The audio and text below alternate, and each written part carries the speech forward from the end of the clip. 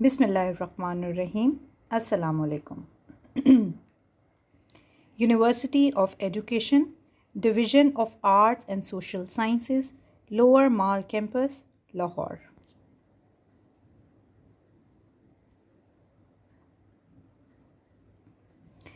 Your course is Techniques of Design and your course code is FINE 1116 and this is Amna Suhail.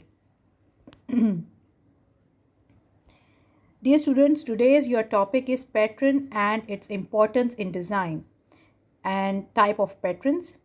This is your lecture 9th.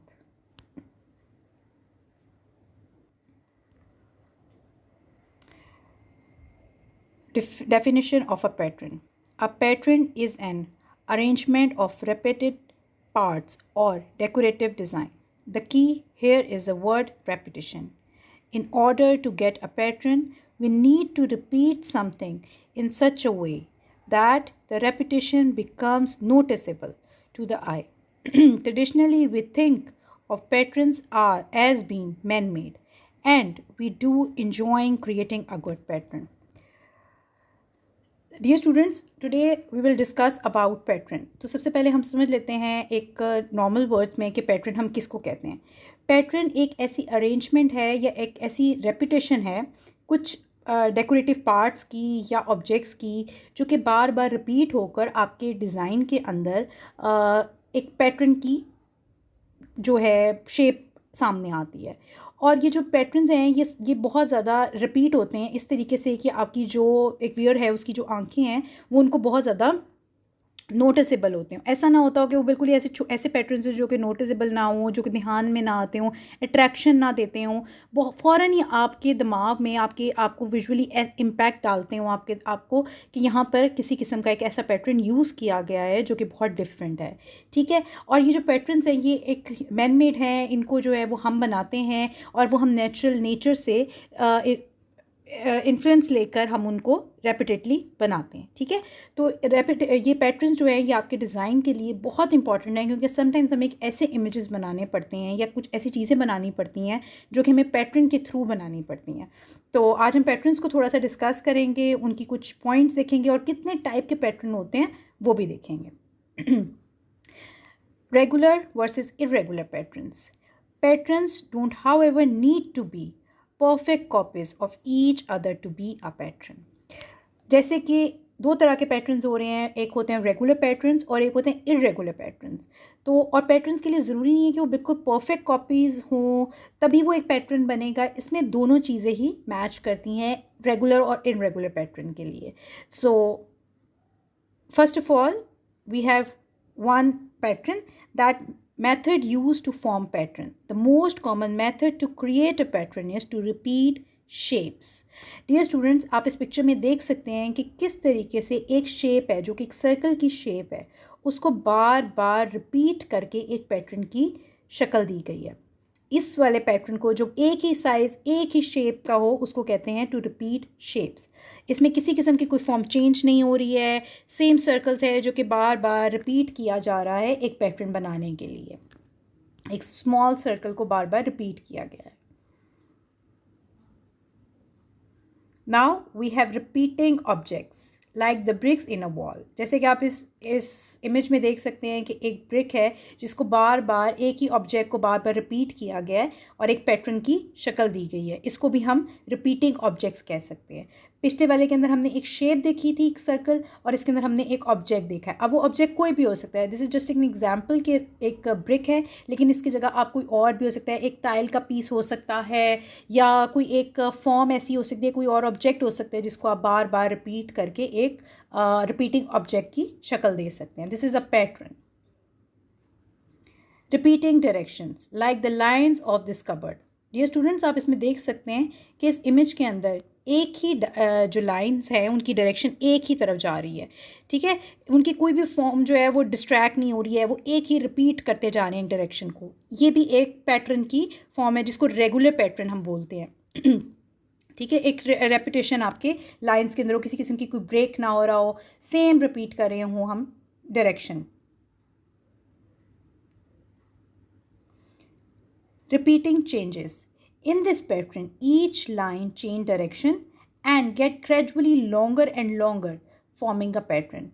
Look at this picture, students. इसके अंदर एक छोटी सी line से start करते हुए उस line को बाहर निकालते हुए उसकी चेंज करते जा रहे हैं, उसकी रेपिटेशन जो है वो चेंज हो रही है, उसकी फॉर्म लाइन की जो है वो थोड़ी सी ग्रेजुअली लॉन्ग हो रही है, थोड़ी बड़ा कर रहे हैं उसको, ग्रेजुअली वो आहिस्ता आहिस्ता बड़े होते हुए एक पैटर्न की शक्ल दे रही है, जबकि है वो एक ही लाइन जो कि रिपीट होते होते थोड़ी सी चेंज दे रही है चेंज फॉर्म दे रही है। इस पैटर्न के अंदर हमें एक लाइन की फॉर्म थोड़ी सी चेंज होती हुई नज़र आ रही है। Using a central point, all the patterns in this dome radiate outward from the central cap. इस इमेज के अंदर आप देख सकते हैं कि किस तरह से पैटर्न को यूज़ किया गया। एक सेंटर में एक सर्कल है जो कि जिसमें हमें इमेजेस जो हैं वो जो बाकी के साइड्स पे हमें जो भी उसके पैटर्न्स यूज़ किए गए हैं वो बाहर की तरफ जा रहे हैं और एक पॉइंट पर आकर वो इमेज वो जो पैटर्न्स हैं वो मिक्स हो रहे हैं। ठीक है, तो this is the central point of the image और इसके अंदर हमें जो है वो एक रेपिटेशन नज़र आ रही है। सेंट्रल पॉइंट के अंदर किस तरह से आप एक पॉइंट के अंदर पैटर्न्स को किस तरह से ऐड कर सकते हैं। रिपीटिंग कलर्स, इस पिक्चर के अंदर ये स्टूडेंट्स आप लोग देख सकते हैं कि एक कुछ कलर्स की रेपिटेशन की गई है, कुछ रेपिटेशन जो है वो कलर्स की आगे की तरफ की गई है, कुछ पीछे ऐड किए गए हैं, कोई कलर्स की मिक्सिंग कुछ इस तरह से की गई है कि उसके अंदर एक रेपिटेशन ऐड हो रही है, रेड कलर्स की, येलो कलर की, वाइट, ग्रीन की, इस तरह से रेपिटेशन की गई है जो कि पैटर्न की शक्ल दे रहे हैं। ऐसा नहीं मूव हो रहा, ऐसा नहीं फील हो रहा कि एक कलर जो है वो बस एक ही दफ़ा लगा गया। इस तरीके से कलर को पैटर्न यूज़ किया गया कि उसके अंदर एक मूवमेंट भी शो हो रही है। तो ये एक पैटर्न जो है आप कलर्स के थ्रू भी दिखा सकते हैं। रिपीटिंग इमेज, इस इमेज के अंदर आप देख सकते हैं कि किस तरह से एक वाटरमेलन की रेपिटेशन की गई है। एक ही इमेज को बार बार रिपीट कर कर भी आप अपने इमेज में इमेज जो है वो ऐड करके एक पैटर्न की शक्ल दे सकते हैं, जिसमें आपको ऐसे ही फील होगा कि वो एक इमेज जो है वो एक रिपीट हो रहा है, बार बार एक ही ऑब्जेक्ट या एक ही जो इमेज है वो हमें रेपिटेशन के साथ जो है वो नज़र आ रहा है। इसमें कोई और भी इमेज वो हो सकता है, ऑब्जेक्ट हो सकता है, इमेज हो सकता है। So you can use repeating images. Even repeating brush marks. Each brush strokes in this painting is identical. Dear student, इस पेंटिंग के अंदर आप देख सकते हैं कि किस तरह से छोटे छोटे स्ट्रोक्स जो हैं वो ऐड किए गए हैं ब्रश के और किस तरह से एक रेपिटेशन ऐड की गई है। एक स्ट्रोक जो पीछे हमें नज़र आ रहा है एग्जैक्टली उतने ही साइज़ का, उतनी ही रेपिटेशन हमें आगे की तरफ भी नज़र आ रही है। एक रेपिटेशन है, एक थ्रू आउट रेपिटेशन हमें नज़र आ रही है इमेज की। अगर ये ब्रश स्ट्रोक्स जो हैं वो आइडेंटिफाई भी हो रही हैं, हमें पता लग रहा है कि किधर से कौन सा ब्रश स्ट्रोक जो है वो लगाया गया है, उसके साइजेस क्या हैं, उसकी शेप क्या है, एक प्रॉपर रेपिटेशन हमें नज़र आ रही है। ठीक है, इस रेपिटेशन के थ्रू एक पैटर्न क्रिएट हो रहा है जिसको हम कहते हैं ब्रश मार्क्स के पैटर्न्स जो हैं वो हमें नज़र आ रहे हैं, जो कि आइडेंटिकल भी हैं और इंटरेस्टिंग भी हैं। आप इन छोटे छोटे ब्रश स्ट्रोक के ज़रिए भी अपना पैटर्न जो है वो ऐड कर सकते हैं। Using patterns to convey emotions, we can use patterns to make our artworks more interesting by varying whether we repeat the pattern at regular or irregular intervals. This allows us to create different effects, atmospherics and even emotions in our artwork. Dear students, आप अपने pattern के through बहुत सारे emotions को भी दिखा सकते हैं। मतलब वो चाहे वो आपके एनवायरनमेंट के हों, आपकी फीलिंग्स हों, किसी के थ्रू किसी भी तरह के जो आपके इमोशंस हैं उनको आप पैटर्न के थ्रू जो है वो दिखा सकते हैं। और वो पैटर्न्स जो हैं वो रेगुलर भी हो सकते हैं और इरेगुलर भी हो सकते हैं। So we have some examples. These are regular patterns emotions. Keeping our pattern regular gives it a more static and emotional feeling, formal feeling. ठीक है, इसके अंदर आप देख सकते हैं कितनी स्ट्रक्चर्ड फीलिंग आ रही है। एक पैटर्न है जिसको बहुत ऑर्गेनाइज तरीके से, बहुत ही स्ट्रक्चर्ड फीलिंग आ रही है, बहुत ही ज़्यादा काम फीलिंग आ रही है। इन सारी चीज़ों के साथ आप देख सकते हैं कि एक फॉर्मल फीलिंग आपको नज़र आ सकती है एक रेगुलर पैटर्न के थ्रू। हर चीज़ बहुत ऑर्गेनाइज्ड बनाई गई है। Now we will talk about irregular pattern motions. When we use irregular patterns, however, we can create a busy, energetic effect, sometimes even conveying chaos if the patterns are irregular enough. Irregular pattern के अंदर हम जो है वो अपना एक busy effect दे सकते हैं, एनर्जेटिक इफेक्ट दे सकते हैं, इसके अलावा हम कियोस भी अपना ऐड कर सकते हैं. मतलब अगर हमने को बहुत ज़्यादा बिजी इफेक्ट दिखाना है, कियोस्टिक इफेक्ट दिखाना है, हमारा जो डिज़ाइनर है वो डिमांड कर रहा है कि कोई बहुत ही कियोस्टिक फीलिंग दिखाएं या इस तरह का पैटर्न बनना चाहिए, तो उसके अंदर हम इस तरह के पैटर्न्स ऐड करके हम इरेगुलर पैटर्न्स जो है वो ऐड करें. सिंपल पैटर्न्स ना हो, एक दूसरे के ऊपर ओवरलैप हो रहे हों, इस तरह के पैटर्न्स ऐड करके हम एक इरेगुलर इम्पैक्ट दे सकते हैं. Irregular pattern formation. Now let's take the different method used to form a pattern and create irregular pattern with them. Irregular shapes.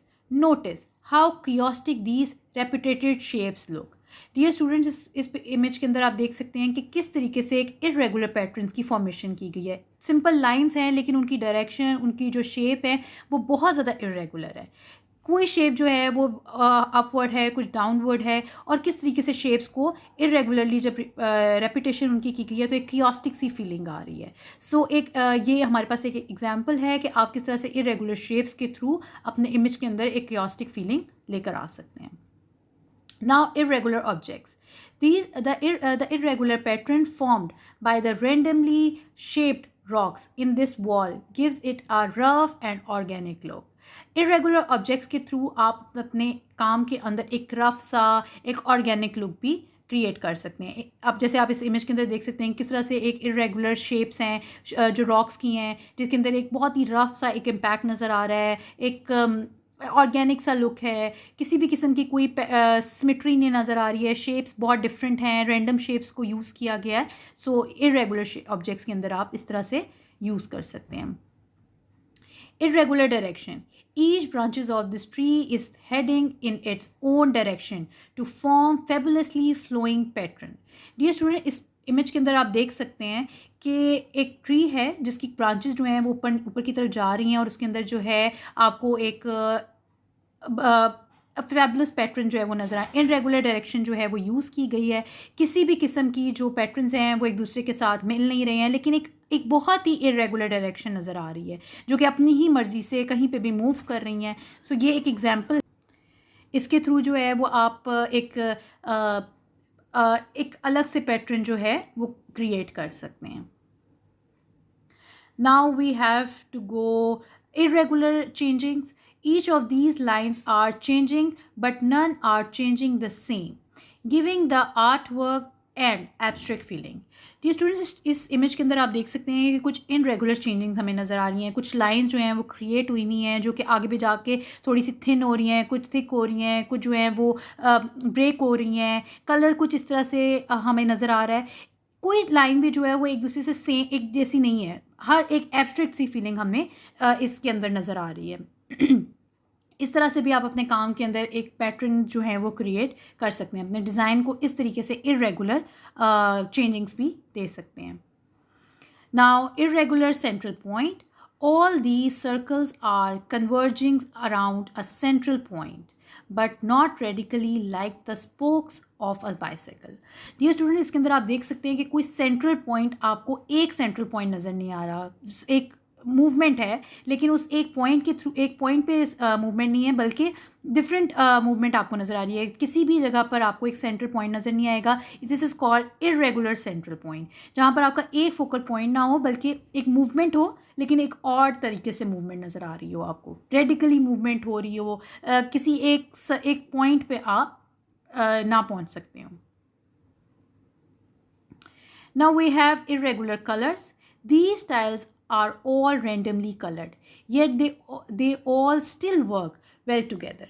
आप इस इमेज के अंदर देख सकते हैं कि किस तरीके से कलर्स जो हैं वो ऐड किए गए हैं. इरेगुलर कलर्स हैं, कोई कलर किसी के साथ जो है वो कॉम्प्लीमेंट नहीं कर रहा. अलग अलग डिफरेंट कलर्स ऐड किए गए हैं, लेकिन इन ये कलर्स ऐड करने के बाद भी एक दूसरे के साथ एक अजीब सी कॉम्प्लीमेंट्री दे रहे हैं. ठीक है, तो this is called irregular colours, जो कि हमें एक डिफरेंट सा इम्पैक्ट दे रहे हैं. This is called irregular colours. Painting with pattern formation. Now that we know how to identify the different types of patterns. Let's see how they can be used in actual painting. In this painting by Pat Mondrian, he has used irregular shapes and colors to create paintings that have become classics. Dear student, इस painting के अंदर जो कि PAT मेंड्रियान ने बनाई है, इसके अंदर उन्होंने कुछ कलर्स और शेप्स को इस तरीके से इरेगुलर यूज़ किया गया है, जो कि एक बहुत ही डिफरेंट और बहुत अच्छा नज़र आ रही है हमें. जैसे कुछ लाइंस इस तरीके से यूज़ किए, कोई शेप जो है वो एक दूसरी शेप से सेम नहीं है, डिफरेंट हैं, इरेगुलर शेप्स हैं. कलर्स की जो आप देख सकते हैं कि किस तरीके से यूज़ किए हैं कि कॉम्प्लीमेंट कर रहे हैं एक दूसरे से. डिफरेंट कलर्स हैं, इरेगुलर कलर्स यूज़ किए गए हैं, अलग अलग ब्लॉक के अंदर जो हैं वो डिफरेंट कलर्स यूज़ करके भी एक पैटर्न की हमें एक फीलिंग नज़र आ रही है, एक पैटर्न फॉर्मेशन हमें नज़र आ सकती है जो कि कलर्स और लाइंस के थ्रू हम कर सकते हैं. सो एक डिज़ाइन में, एक पेंटिंग में हम किस तरह से अपने लाइन पैटर्न को ऐड कर सकते हैं वो हमें यहाँ पर बहुत अच्छे तरीके से नज़र आता है.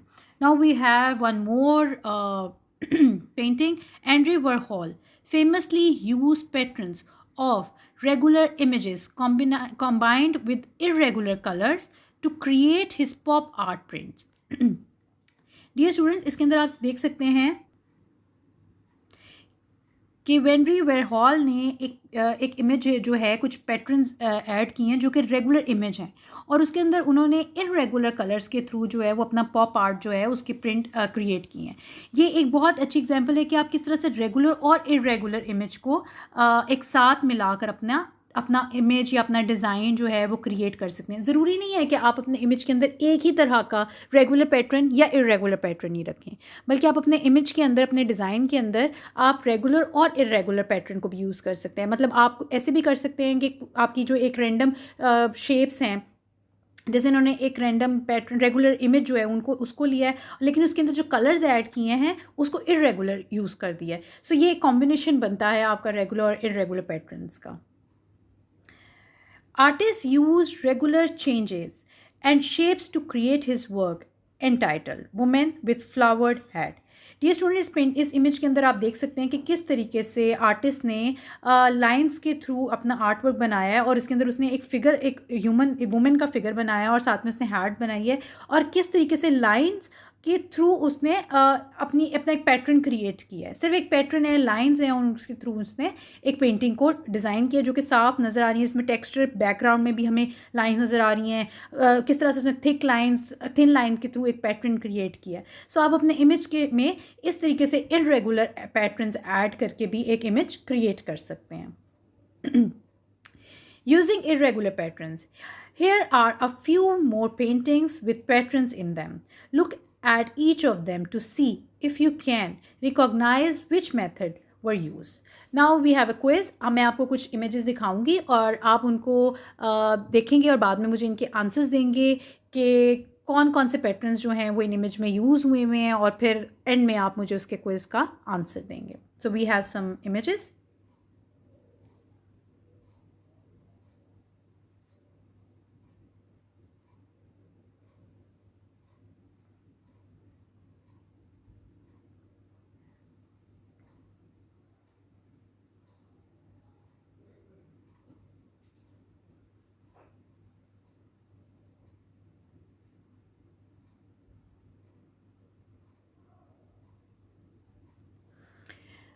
So now we will talk about breaking the pattern.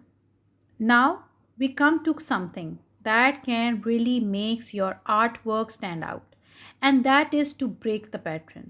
This can be done in many ways, but the idea is to add an unusual element to your pattern.